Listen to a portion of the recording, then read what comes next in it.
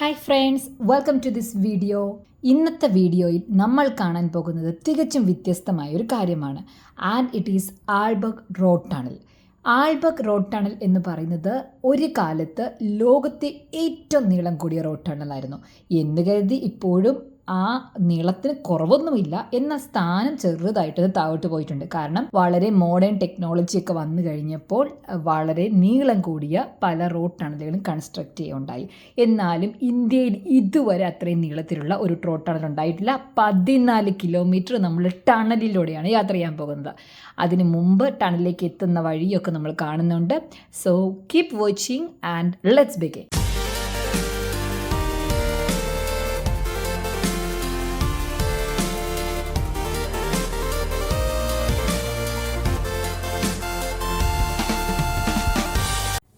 Friends, ഇപ്പോൾ നമ്മൾ യാത്ര ചെയ്യുന്നത് ഓസ്ട്രിയ എന്ന രാജ്യത്തെ S16 എക്സ്പ്രസ് വേയിലൂടെയാണ്.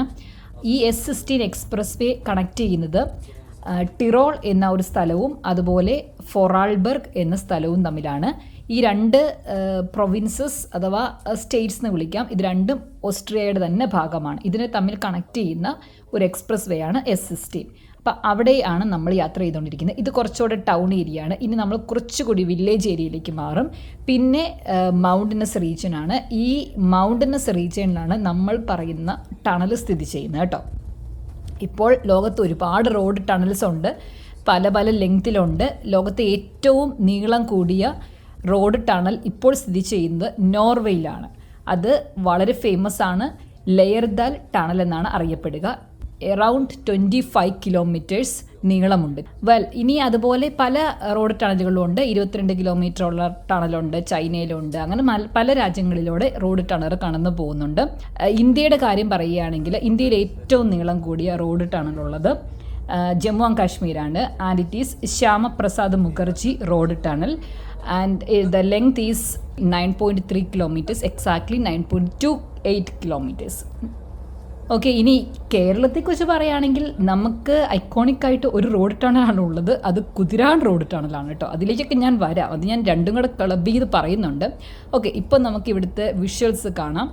ഇത് കണ്ട് ഇപ്പം നമ്മൾ ഓൾറെഡി കണ്ടുകൊണ്ടിരിക്കുകയാണ്. ഇടയ്ക്കിടയ്ക്ക് ചെറിയ ഡ്രിസ്ലിംഗ് പോലെ ഉണ്ട്, സ്ലൈറ്റായിട്ട്. പക്ഷേ ഓക്കെ, കുഴപ്പമൊന്നുമില്ല. നമ്മുടെ വിഷ്വൽസിന് അധികം പ്രശ്നമില്ല. ഞാനിത് കണ്ടിന്യൂസ് ആയിട്ട് പിടിച്ചിരിക്കുകയല്ല, ഇടയ്ക്കിടയ്ക്ക് ബ്രേക്ക് ഇട്ടാണ്. കാരണം ഒരുപാട് നീളമുണ്ട് ഈ S16 എക്സ്പ്രസ് വേക്ക്. അപ്പോൾ അതുകൊണ്ട് അത് മൊത്തം ക്യാപ്ചർ ചെയ്യുക എന്ന് പറയുന്നത് that is can be made possible, but it is not that an easy task. അപ്പോൾ അത് അത്രയും എളുപ്പമല്ല എന്നതുകൊണ്ട് ഞാൻ ഇടയ്ക്കിടയ്ക്ക് ബ്രേക്ക് ചെയ്താണ് പിടിക്കുന്നത്. ഓക്കെ, ഇപ്പോൾ തന്നെ നമുക്ക് കാണാം നല്ല ഒരു മൗണ്ടനസ് റീജസ് ആയിക്കഴിഞ്ഞു. വില്ലേജ് ഏരിയ എന്ന് നമുക്ക് വിളിക്കാൻ കഴിയില്ല, കാരണം ഇവിടെ മറ്റ് ബിൽഡിങ്സ് ഒന്നും തന്നെ കാണുന്നില്ല. ചുറ്റും ഫുൾ മൗണ്ടൻ ആണ്. And we R approaching towards the tunnel. നമുക്കിവിടെ റൈറ്റ് സൈഡ് നോക്കിക്കഴിഞ്ഞാൽ കാണാം വലിയ എന്തോ മൗണ്ടൻ പോലെയൊക്കെ ഇങ്ങനെ ഉയർന്നു നിൽക്കുന്നുണ്ട്. സോ നമ്മൾ അങ്ങോട്ടേക്ക് എത്തിക്കൊണ്ടിരിക്കുകയാണ് കേട്ടോ. നമ്മുടെ ടണൽ ഉടനെ തന്നെ കാണാറാകും. ഇത് ആക്ച്വലി ഈ ആൾബർഗ് എന്ന് പറഞ്ഞ ഒരു മസീഫ് ഉണ്ട്. അതിൻ്റെ താഴെയാണ് ഈ ടണൽ സ്ഥിതി ചെയ്യുന്നത്. താഴെയെന്ന് വെച്ചാൽ അതിൻ്റെ അകത്തായിട്ട് ഉള്ളിൽ അതിൻ്റെ അണ്ടർഗ്രൗണ്ടിലാണ് സ്ഥിതി ചെയ്യുന്നത്. സോ നമുക്ക് നോക്കാം എങ്ങനെയാണ് വരാൻ പോകുന്നത്. ഈ മസീഫ് എന്ന് പറഞ്ഞാൽ നമ്മൾ സാധാ ഒരു മൗണ്ടൻ ഹില്ലെന്നൊക്കെ പറയുന്നത് നമുക്കറിയാമല്ലോ. കാരണം ഇങ്ങനെ മൊന പോലെ ഇരിക്കും. ഈ മസീഫ് എന്ന് പറയുമ്പോൾ അങ്ങനെയല്ല, ഇങ്ങനെ ക്ലസ്റ്റർ പോലെ, ഇങ്ങനെ ഒരു ക്ലസ്റ്റർ അല്ലെങ്കിൽ ഒരു ഇങ്ങനെ കൂടി ചേർന്നിട്ട് ഇങ്ങനെ ഒറ്റയായിട്ട് ഇങ്ങനെ ഒരു പ്ലേറ്റോ പോലെ എന്നൊക്കെ പറയുന്ന പോലെ അങ്ങനെ അങ്ങ് പോകും. പോയിൻറ്റഡ് ആണ്, പക്ഷേ അതിങ്ങനെ മൊന പോലെയല്ല. പക്ഷെ അതിങ്ങനെ ഒരു എന്താ പറയുക, രണ്ട് സൈഡിൽ നിന്ന് ഇങ്ങനെ കയറിയിട്ട് ഇങ്ങനെ ഒരു ഭാഗം മൊത്തം ഇങ്ങനെ പടർന്ന് അങ്ങനെ കിടക്കും. അപ്പോൾ അതിൻ്റെ അടിഭാഗത്തോടെയാണ് നമ്മൾ പോകുക കേട്ടോ. ഓക്കെ, നമ്മൾ ഓൾമോസ്റ്റ് എത്തിയിട്ടുണ്ട്. ഇത് പിന്നെ ഒരു നമ്മൾ കാണാൻ പോകുന്ന ടണൽ എന്ന് പറയുന്നത് അറ്റ് എ സ്ട്രെച്ച് 14 കിലോമീറ്റേഴ്സ് ഇങ്ങനെ ഒറ്റ സിംഗിൾ ടണൽ ഇങ്ങനെ പോവുകയാണ്. പക്ഷേ അതിൻ്റെ മുമ്പായിട്ട് പല പല ടണലുകൾ ഇങ്ങനെ വന്നു പോകുന്നുണ്ട്. ചെറിയ ടണലുകൾ വരുന്നുണ്ട്. ഉടനെ തന്നെ നമ്മളൊരു ടണലിലേക്ക് കയറാൻ പോകുന്നുണ്ട്. നമ്മൾ ആ ടണലിലേക്ക് എത്തിക്കൊണ്ടിരിക്കുകയാണ്. ഇപ്പോൾ തന്നെ എത്തുന്നതാണ് ഏതാനും മീറ്റേഴ്സ് കഴിയുമ്പോൾ. ഇതൊക്കെയെന്ന് പറഞ്ഞാൽ ഈ കാണുന്നതെല്ലാം ചെറിയ ടണൽസാണ്. ജസ്റ്റ് ഒരു 100 മീറ്റേഴ്സ് 200 മീറ്റേഴ്സ് അങ്ങനെ വളരെ ചെറിയ. കണ്ടോ, നമ്മളിതേ കയറിയപ്പോൾ തന്നെ നോക്ക്, അങ്ങറ്റം കണ്ടോ, ഇത് എത്തി, ടണൽ തീരുന്നു. ഒരു within seconds that will be over. Yes, വീണ്ടും ഒരു ടണലാണ്, നമ്മൾ അതിലേക്ക് കയറാൻ പോവുകയാണ്.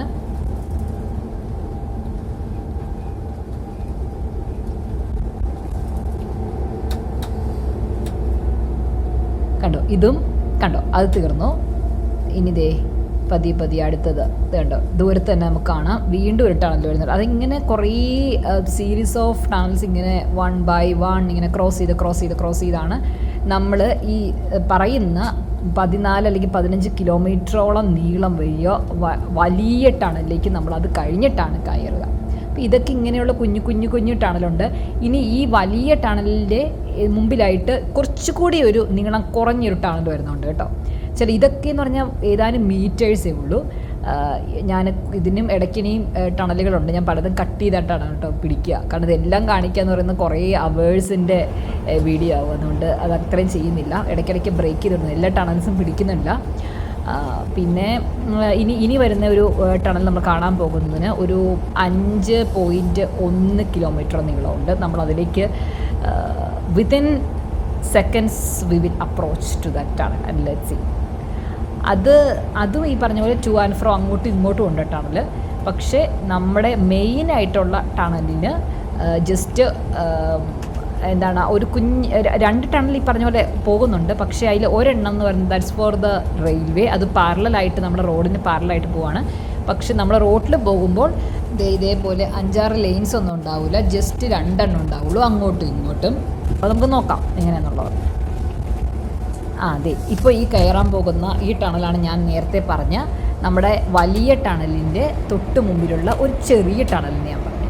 ഇത് 5.1 കിലോമീറ്റർ നീളമുണ്ട് കേട്ടോ ഈ ടണലിന്. റോപ്പണർ ടണൽ എന്നാണ് പറയുക. അത് മാത്രമല്ല we can call it as a pilot tunnel towards our longest tunnel. അപ്പോൾ നമ്മുടെ ഏറ്റവും നീളം കൂടിയ ടണൽ ഞാൻ പറഞ്ഞല്ലോ, അതാണ് നമ്മുടെ അട്രാക്ഷൻ. അത് കാണുന്നതിന് മുമ്പ് അല്ലെങ്കിൽ അതിലേക്ക് കയറുന്നതിന് മുമ്പുള്ള ഒരു പൈലറ്റ് ടണലായിട്ട് നമുക്കിതിനെ വിളിക്കാം. ജസ്റ്റ് 5.1 കിലോമീറ്റേഴ്സാണ്. ഇതിങ്ങനെ പോയി 5 കിലോമീറ്ററും കഴിയുമ്പോഴാണ് നമ്മൾ അടുത്തേക്ക് പോകുക. അതിങ്ങനെ പോയിക്കൊണ്ടേയിരിക്കുകയാണ് കേട്ടോ. നമുക്കിത് നിർത്താം ഇവിടെ വെച്ചിട്ട്. നമുക്ക് അടുത്ത ടണലിലേക്ക് പോകാം.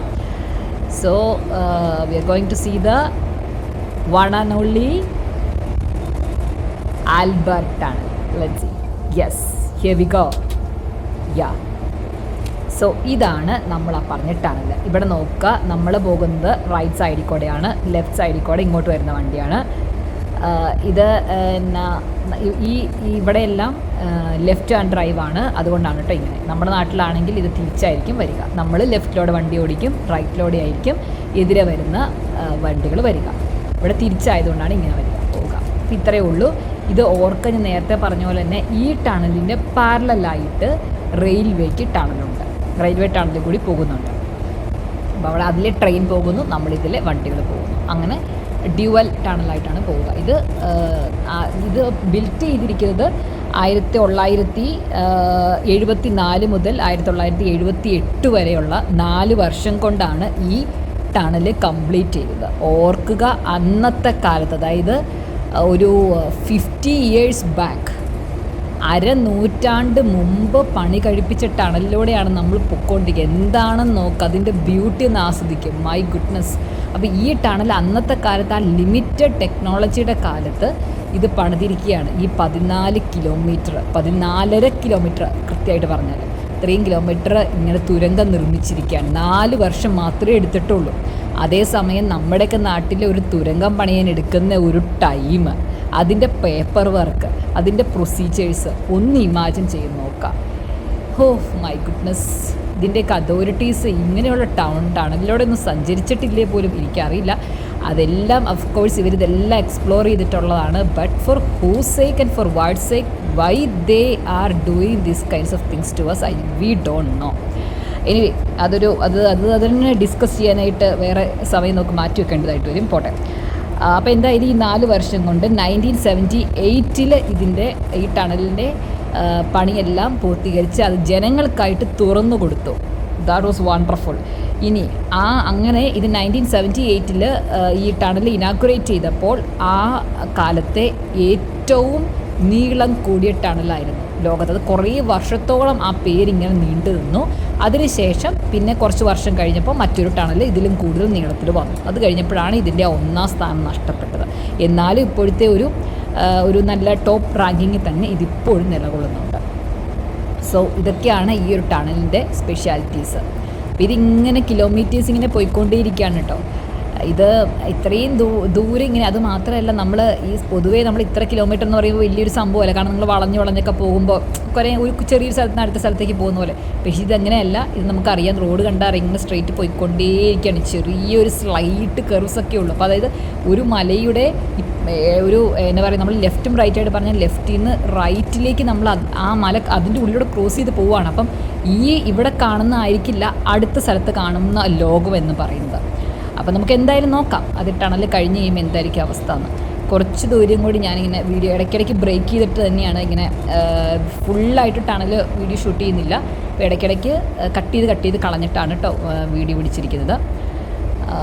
ഇത് ഇങ്ങനെ നോക്കിയിരിക്കുമ്പോൾ ചിലപ്പോൾ നിങ്ങൾക്കിങ്ങനെ കണ്ണിന് എന്തെങ്കിലും തോന്നുമായിരിക്കും. പക്ഷേ അതേ ഒരു ഫീലിംഗ് തന്നെ നമ്മൾ ഇതിലൂടെ ഡ്രൈവ് ചെയ്യുന്ന സമയത്തും ഉണ്ടാവും, നമ്മൾ ട്രാവൽ ചെയ്യുന്ന സമയത്ത്. ചിലപ്പോൾ ചിലർക്കെങ്കിലും പിന്നെ യൂസ്ഡ് ആയി കഴിയുമ്പോൾ ഓക്കെ. അപ്പോൾ അതുകൊണ്ട് തന്നെയാണ് ഇങ്ങനെ ഇത്തരത്തിലുള്ള നീളം കൂടിയിട്ടാണല്ലാകുമ്പം ഇടയ്ക്ക് നമുക്ക് വണ്ടി പാർക്ക് ചെയ്യാനും മറ്റ് ഫ്യൂവൽ ഫില്ല് ചെയ്യാനായിട്ട്, അല്ലെങ്കിൽ റെസ്റ്റ് റൂം, അങ്ങനെ പിന്നെ ഇടയ്ക്ക് വേണമെങ്കിൽ ഇവിടെ നിന്ന് ഇറങ്ങി മാറി താഴോട്ടിറങ്ങി പോകാൻ, അങ്ങനെയൊക്കെ പല കാര്യങ്ങൾ ഇതിനുള്ളിലുണ്ട് കേട്ടോ. അങ്ങനെയുള്ള ഫെസിലിറ്റീസ് ഉണ്ട്. ഇതിപ്പോൾ നമ്മൾ അറ്റ് സ്ട്രെച്ച് സിംഗിൾ ഡ്രൈവാണ്, നമ്മൾ ഇടയ്ക്ക് നിർത്തുന്നൊന്നുമില്ല. അതുകൊണ്ടാണ് കാരണം ഇത് എല്ലാവർക്കും ഇങ്ങനെ ഫുൾ ടൈം ഇങ്ങനെ നോക്കി ഇങ്ങനെ പോയിക്കൊണ്ടേ ഇരിക്കാനായിട്ട് ചിലർക്ക് അത് അത്ര പറ്റുന്നുണ്ടാവില്ല വിഷനെ. അതുകൊണ്ട് പല കാര്യങ്ങളും നമ്മൾ അവർ ഇത് ടേക്ക് കെയർ ചെയ്തിട്ടാണ് ഇതിങ്ങനെ നിർമ്മിച്ചിരിക്കുന്നത്. വളരെ ബ്യൂട്ടിഫുൾ ആയിട്ടുള്ള കൺസ്ട്രക്ഷനാണ്. ഓക്കെ, ഞാൻ വിത്തിൻ സെക്കൻഡ്സ് നമുക്ക് ടണലിൻ്റെ വിഷ്വൽ നിർത്തണം, കാരണം ഓക്കെ. സോ ഇതിങ്ങനെ പോയിക്കൊണ്ടിരിക്കുകയാണ്. നമ്മളൊരു 10-15 കിലോ, പിന്നെ ഇടയ്ക്ക് നമ്മൾ ഈ റൈറ്റ് സൈഡിൽ ലെഫ്റ്റ് സൈഡിൽ ഇങ്ങനെ മാറി കുറച്ച് നമ്പേഴ്സ് ചെയ്തേക്കുന്നത് കാണാം. അതിങ്ങനെ നമ്മൾ ഇപ്പോൾ ഈ ടണലിൽ എന്തോരം കവർ ചെയ്തു, ഇനി എന്തോരം കൂടി ഉണ്ട് എന്നൊക്കെ മാർക്ക് ചെയ്തിരിക്കുന്നതാണ് കേട്ടോ. ഇടയ്ക്കിടയ്ക്ക് വീഡിയോ ഇങ്ങനെ പോസ് ചെയ്ത് കഴിഞ്ഞാൽ നമുക്കത് വായിക്കാനായിട്ട് പറ്റും. ഇത് കണ്ടോ, ഇതെവിടെ എഴുതിയിട്ടുണ്ട് നോക്കാം, ഇതുപോലെ ഇങ്ങനെ പോകുന്നതാണ്. ഓക്കെ, സോ ഇതായിരുന്നു ബ്യൂട്ടിഫുൾ ടണൽ. യെസ്, ഇനി ഇങ്ങനെ ടണലിൽ നിന്ന് ഇറങ്ങിയ ശേഷം നമ്മൾ വേറെ പല കാര്യങ്ങളും കാണാനുണ്ട്, നോക്കാം. Okay, so let me wind up this visuals of the tunnel. ഇതിങ്ങനെ പോയിക്കൊണ്ടിരിക്കുകയാണ്, സെയിം വിഷ്വൽസ് തന്നെയാണ്, പിന്നെ. ഓക്കെ, ഇനി നമുക്ക് പുറത്തിറങ്ങിയിട്ടുള്ള വിഷ്വൽസ് കാണാം. Okay, let me see. Oh my god, ഇത് നോക്കിക്കേ, ഇത് കോടമഞ്ഞ. ഞാൻ പറഞ്ഞില്ലായിരുന്നോ നേരത്തെ തന്നെ, ഇത് ഈ ടണലിൻ്റെ തുടങ്ങുമ്പോഴുള്ള ഒരു പ്രതിഭാസം ആയിരിക്കില്ല അത് കഴിയുമ്പോൾ. കാരണം ഇത് രണ്ട് പ്രൊവിൻസാണ്, രണ്ട് സ്ഥലമാണ്, അത്രത്തോളം നീളം കൂടിയ ടണലാണ്. അപ്പോൾ അതുകൊണ്ട് നമ്മൾ തുടങ്ങിയ സമയത്ത് ചെറിയൊരു ചാറ്റൽ മഴ പോലെ ഡ്രിസിലിംഗ് ആയിരുന്നു. ഇപ്പം അങ്ങനെയല്ല, ഇപ്പം നല്ലതായിട്ട് മഴയും കുറച്ച് കൂടിയിട്ടുണ്ട്, മഴയേക്കാളും കൂടുതലായിട്ട് മഞ്ഞ് ഇറങ്ങിയിട്ടുണ്ട് ഭയങ്കരമായിട്ട്. മറ്റത് കുറച്ചുകൂടി ഒരു പ്ലെയിൻ പോലുള്ള സ്ഥലത്തായിരുന്നു, ഇത് കുറച്ചുകൂടി ഒരു ഹില്ലി ഏരിയ ആണ് കേട്ടോ. അപ്പോൾ അത് കൃത്യം നമ്മുടെ ടണലിൻ്റെ പുറത്തുനിന്നുള്ള വിഷ്വലല്ല, കാരണം ടണലിന് ആ സമയത്ത് ചെറുതായിട്ടൊന്ന് ഉറങ്ങിപ്പോയി, അതുകൊണ്ടാണ്. ഓക്കെ, സോ അത് കഴിഞ്ഞിട്ടുള്ള വിഷ്വൽസാണ് കേട്ടോ. അപ്പം അതിങ്ങനെയാണ്, മഴയുണ്ട്, അതുപോലെ മഞ്ഞുണ്ട്. പിന്നെ നമ്മുടെ ഈ ഇടുക്കി ഭാഗത്ത് ചില സമയത്തൊക്കെ യാത്ര ചെയ്ത് കഴിയുമ്പോൾ നമുക്കിങ്ങനെ കാണാം, ഇങ്ങനെ അങ്ങറ്റം നമുക്ക് കാണാൻ പറ്റുന്നില്ല. കര കാണാൻ കടലിൽ നിന്ന് മാത്രമല്ല ചിലപ്പോൾ കരയിൽ കൂടെ യാത്ര ചെയ്യുമ്പോൾ പോലും നമ്മൾ അങ്ങേ കര എന്ന് കണ്ടെന്ന് വരികയില്ല, അതുപോലെയുള്ള പ്രതിഭാസവും ഉണ്ട് കേട്ടോ. But that's really A cool experience. ഇങ്ങനെയൊക്കെ വേണം നമുക്ക് ഡ്രൈവ് ചെയ്യാനായിട്ട്. Okay, so next visual. ഇവിടെ നോക്കിയപ്പോൾ ഇവിടെ ഈ കാലാവസ്ഥ ഇത് കുറേ കൂടെ സ്ഥലം മാറി, നമ്മളവിടെ നിന്ന് ഹിൽ ആ ഒരു ഭാഗത്തു നിന്നൊക്കെ പോന്നിട്ട് കുറച്ചുകൂടെ വാലി സൈഡായി. അപ്പോൾ തന്നെ ഇവിടെ ക്ലൗഡിയാണ്, നമുക്ക് നോക്കാൻ സ്കൈ എന്ന് കണ്ടു കഴിഞ്ഞാൽ നമുക്കറിയാം it's very cloudy. But raining ഇല്ല, പിന്നെ മഞ്ഞ് അങ്ങനെയുള്ളതൊന്നുമില്ല, പെർഫെക്റ്റ് ആയിട്ടുള്ള ഒരു ഇതാണ്. നമുക്കതുകൊണ്ട് നല്ല സ്റ്റണ്ണും വിഷ്വൽസ് ഇവിടെ കാണാൻ പറ്റും കേട്ടോ. നമ്മുടെ റൈറ്റ് സൈഡ് ലെഫ്റ്റ് സൈഡൊക്കെ നോക്കി നമുക്ക് കാണാൻ പറ്റും. വാവ് റിയലി ഗുഡ്. ഇങ്ങനെ നമ്മൾ റോഡ് കിടക്കുന്ന സമയത്ത് എന്താ അല്ലേ, ഇതൊക്കെയാണ് ഒരു റിയൽ ഡ്രൈവിംഗ് എക്സ്പീരിയൻസ് എന്നൊക്കെ പറയാം. ഓക്കെ, സോ ഞാനിങ്ങനെ കണ്ടിന്യൂസ് സംസാരിച്ച് നിങ്ങൾക്ക് ബോറാവുന്നുണ്ടെന്ന് I can feel that, but please bear with me. ഞാൻ കുറച്ച് കാര്യങ്ങളൊക്കെ ചുമ്മാ ഒന്ന് ഇൻട്രൊഡ്യൂസ് ചെയ്ത് തരാം എന്നോർത്തിട്ടാണ്. Okay, fine. പിന്നെ നമ്മുടെ അന്തരീക്ഷം കുറച്ച് ഇരുണ്ടിട്ടുണ്ട്.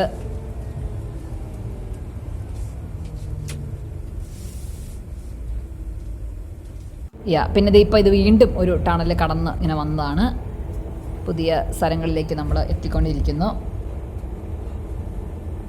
ഇപ്പോൾ നമ്മൾ കടന്നു പോകുന്നത് ഫൊറാൾബർഗ് എന്ന ഒരു സിറ്റിയിലൂടെയാണ്.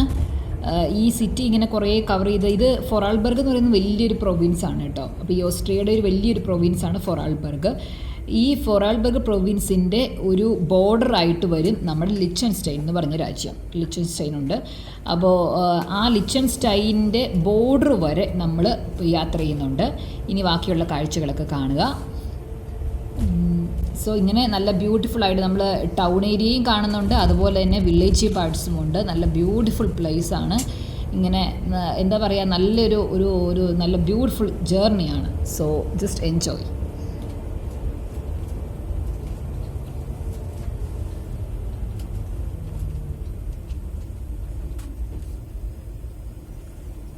ഈ വണ്ടികൾ പോലും നിർത്തുന്നു നോക്കി, നല്ല ആവശ്യത്തിന് സ്പേസ് ഇട്ട് കൃത്യമായിട്ട് ആരും ഒരു വണ്ടി അടുപ്പിച്ച് നിർത്താതെ, വേറെ വണ്ടിയൊന്നും ലെഫ്റ്റിലും റൈറ്റിലും നിർത്താതെ എന്ത് ഓർഡർലി ആയിട്ടാണ് ഈ വണ്ടികൾ വെയിറ്റ് ചെയ്യുന്നത് ആ ട്രാഫിക് ലൈറ്റ് മാറാൻ വേണ്ടിയിട്ട്.